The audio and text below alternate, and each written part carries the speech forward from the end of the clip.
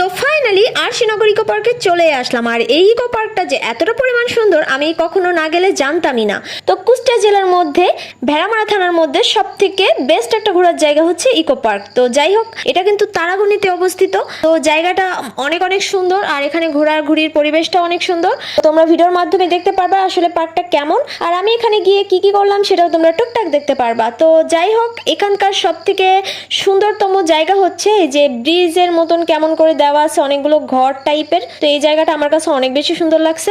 আর এখানকার মূল আকর্ষণীয় হচ্ছে এটাই যে ব্রিজের উপর দিয়ে ঘর টাইপের অনেক জায়গা আছে, সেই উপরে যাওয়া যাবে এরকম টাইপের কিছু একটা। তো যাই হোক, এগুলো তোমাদের এত উদাহরণস্বরূপ আমি বুঝাইতে পারবো না, তোমরা ভিডিওর মাধ্যমেই দেখে নাও, ঠিক আছে। আর যেহেতু তোমরা আমার লং ভিডিও অনেক অনেক মিস করতেছিলে, তো আমি ভাবলাম যে যাই হোক, কষ্ট করে হলেও ভয়েস দিয়ে হলেও তোমাদেরকে ভিডিওটা করা প্রয়োজন। তো ভিডিওটা আমি অনেক আগেই করেছি, তোমরা ফটো হয়তো বা দেখেছো।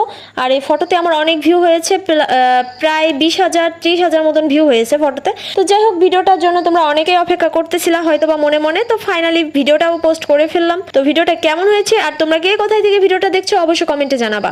আর এই আরশিনগর ইকো পার্কে কি তোমরা কখনো গিয়েছো এটাও কিন্তু জানাইতে ভুলবে না। যাই হোক, এই পার্কে এসে তো আমার মন অনেক বেশি ভালো হয়ে গেছে। তো তোমাদের যাদের মন খারাপ তারা কিন্তু চাইলে অবশ্যই চলে আসতে পারো এই পার্কটাতে।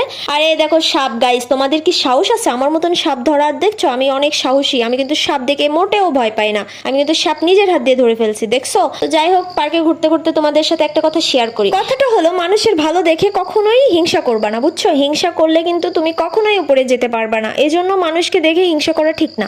সে মানুষটা কিভাবে চলাফেরা করছে, তার চলাফেরা তোমার কাছে ভালো লাগছে কিংবা লাগছে না সেটা ম্যাটার করে না, বাট সে মানুষকে কতজন ভালোবাসছে এটা দেখে তুমি হিংসা করতেছো। এইভাবে কিন্তু করলে তোমরা কখনোই উন্নত হইতে পারবা না বা মানুষের ভালোবাসাও কিন্তু পাইবা না। তো যাই হোক, আমি এই কথাটা বলতাম না, তো কিছু কিছু মানুষ একটু হিংসা করে, তো আমি তাদের উদ্দেশ্যে বললাম। তো মানুষের হিংসা করে কিন্তু কখনোই উপরে ওঠা যায় না। মানুষকে হিংসা না করে মানুষকে ভালোবাসো। আমি তো আমার শত্রুদেরকেও অনেক ভালোবাসি, ঠিক আছে। আমি আজকে এই ভিডিওর মাধ্যমে বলেই দিলাম, আমার শত্রু যারা আছে তাদেরকেও আমি বন্ধু মনে করে গলায় জড়াই ধরে রাখি। এটা হচ্ছে আমার স্বভাব। তো যাই হোক, তোমরাও আমার মতন হইতে পারো। এমন হইলে কিন্তু তোমাদের শত্রু থাকবে না, যেমন আমার নাই আলহামদুলিল্লাহ।